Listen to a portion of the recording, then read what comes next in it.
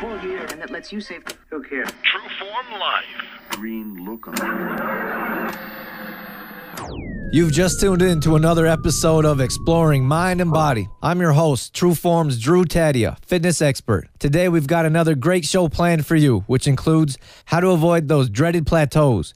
In Real People, Real Results, we have questions sent in by you, along with quick and easy health tips to help you live a healthier lifestyle. All that and so much more coming up on... This is Exploring Mind and Body with True Form's Drew Tadia, fitness expert on 96.5 CKFM. This segment brought to you by Shoppers Drug Mart. Last week we talked about plateaus, so this week I want to go more in depth with them and tell you how to avoid them. A plateau is when you hit a wall or no longer see results. It could be you're not gaining the weight or muscle mass you're after. It could be you're not getting stronger or lifting the weights you'd like. Or it could be that you're not dropping the pounds or inches you want to lose. Everyone goes through plateaus at some point in time. But if you know about them and how to avoid them, you could turn this dreaded plateau into a baby speed bump and get back to seeing results in no time. Our bodies are great at adapting, great at adjusting, and great at making something unusual normal, which is why we need to shock our entire system from time to time. Don't be afraid of the word shock. We're not actually going to shock anything. All we're going to do is drastically change our complete program to give our body something different.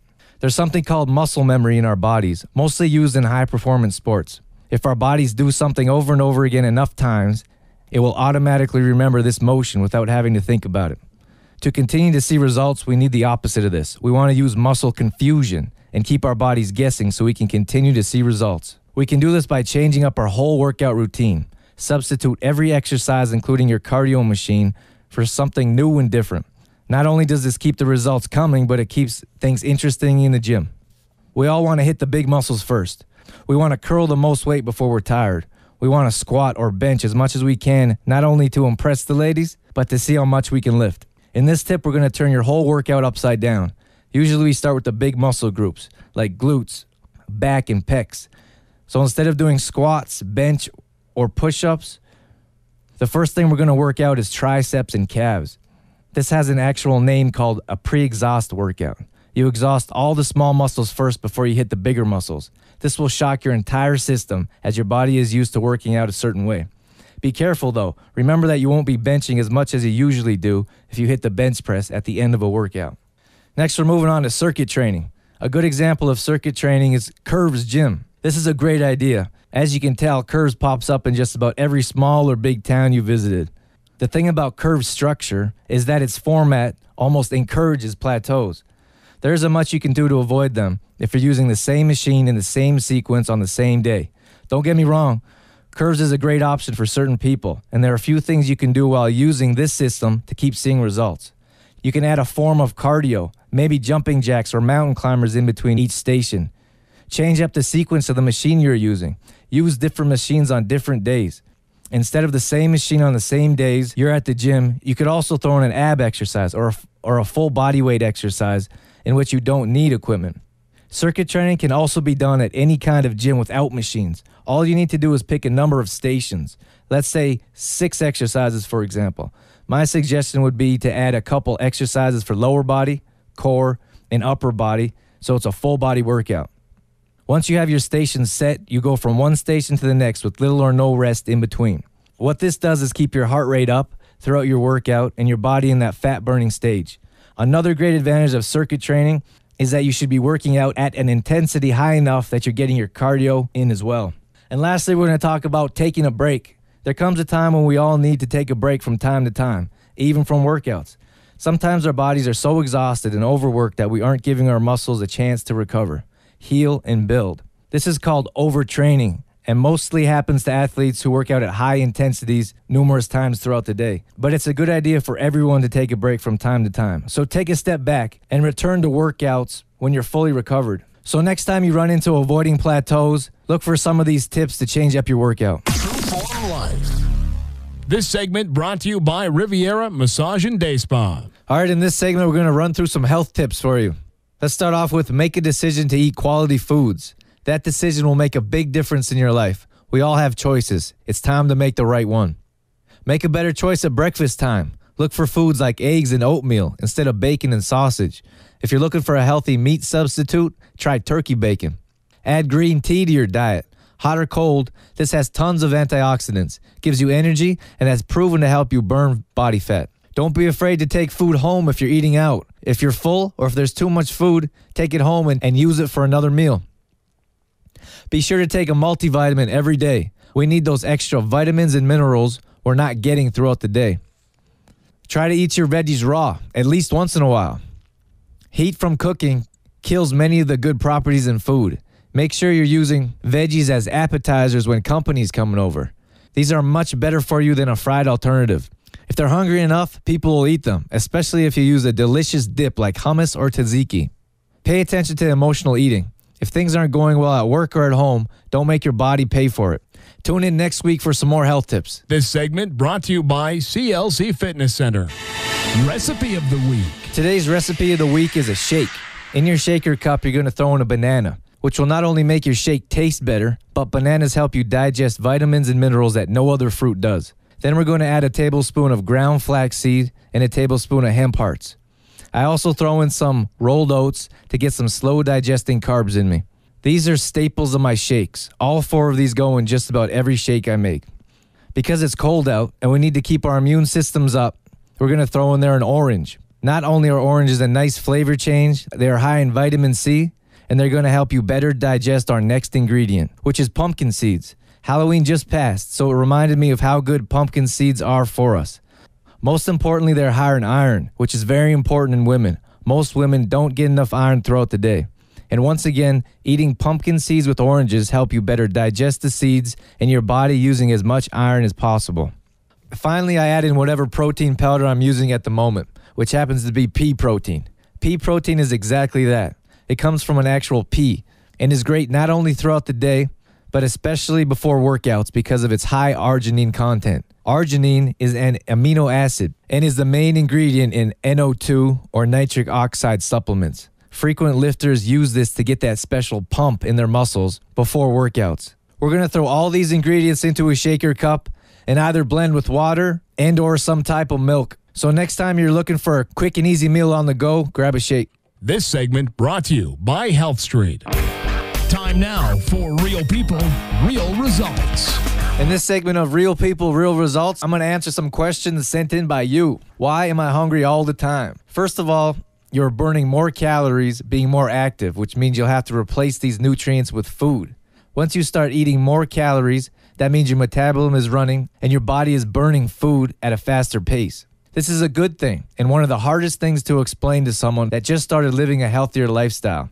More food doesn't mean more weight. We need to eat more frequently.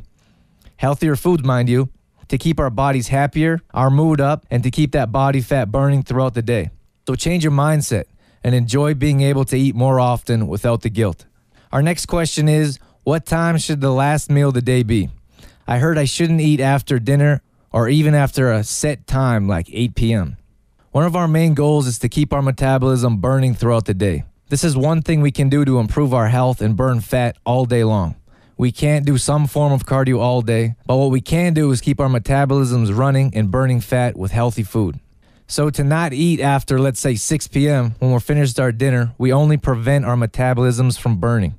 Personally, I believe it's a myth not to eat before bedtime. It's not the notion of eating that becomes a problem, it's the type of food we're eating. We're not going to eat for around 7 hours while we're asleep, which means for the most part, our metabolism isn't running, so why would we extend that fasting stage up to another 4 or 5 hours if we're not eating after dinner?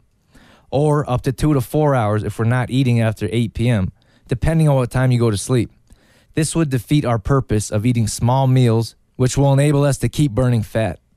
I heard people say eating late is hard on our bodies because we aren't moving and aren't burning any of those calories we just ate while sleeping. Which brings me back to food. It's the type of food you're eating late that causes problems. Most of us snack on high sugary, salty, or fatty foods late at night, which is the real perpetrator. Not only will healthy food in the evening keep you from craving these unhealthy snacks, but it will help us meet our goal of burning fat and our metabolisms running. Let's look at cottage cheese, for example. Cottage cheese is only 100 calories per cup. It's low in sugar, carbs, and fat.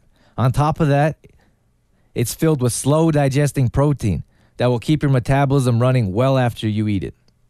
Who can sleep on a hungry stomach anyways? Remember one of the most important rules when it comes to nutrition. Eat when you're hungry and stop when you're not. So enjoy a late night snack and don't worry about those myths.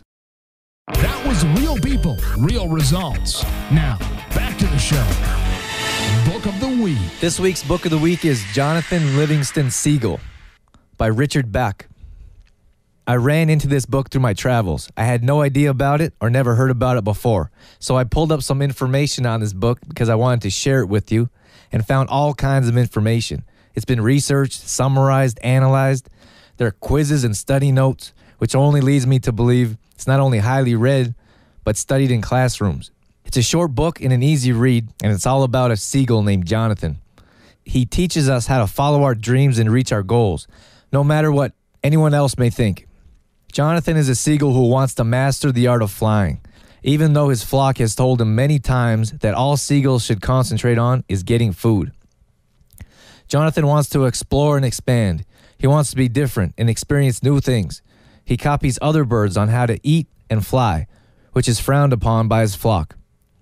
But when Jonathan questions their logic, the only answer he gets is, because that's what seagulls do. Do you ever ask why someone does something and they say because that's the way it's always been done? It could make absolutely no sense and be the least efficient way of accomplishing something, but that's the way it's done. No questions asked. Personally, I hear this answer frequently because I'm always trying to think of new ways on how to accomplish something. This was an important part of the book for me, a part that I could relate to, because Jonathan always thought outside the box and was able to accomplish extraordinary things by not conforming and following his dreams. I think this is a great book anyone could relate to. It's very inspiring and motivational, so check it out when you get a chance. Jonathan Livingston Seagull by Richard Bach. This book runs right into a few words I want to say about Steve Jobs. I'm sure the world has heard about his passing. I wanted to say a few words because of the impact he's had on our world. It's not very often we get to experience someone that's had the effect in a lifetime that he has. It would be a safe bet to say that just about everyone you know has been affected in some way because of Jobs in our age of technology. He is the definition of innovation and raising the bar. He pushes other companies to be better, which increases the quality of products and services for all of us. I don't believe you can use the word novelty with too many people. If you can, it's used too often. Although his name and novelty goes hand in hand.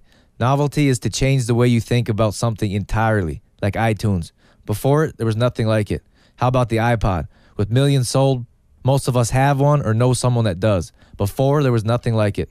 Of course, there are phones and computers of Apple products that push the status quo every time there's a new update. Jobs had a great story of ups and downs, starting from nothing to something, climbing over defeat or failure to exceed far above anyone's expectations except maybe his own.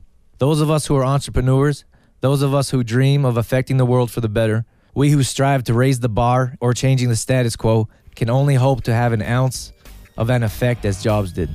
My favorite quote of his, the ones who see the world differently are the ones who change the world. I'm your host, True Form's Drew Tadia, in health and fitness for a better world. Thanks for listening. You've been listening to Exploring Mind and Body with True Form's Drew Tadia, fitness expert. For more on True Form's Drew Tadia, visit trueformlife.com or call 403-510-4915.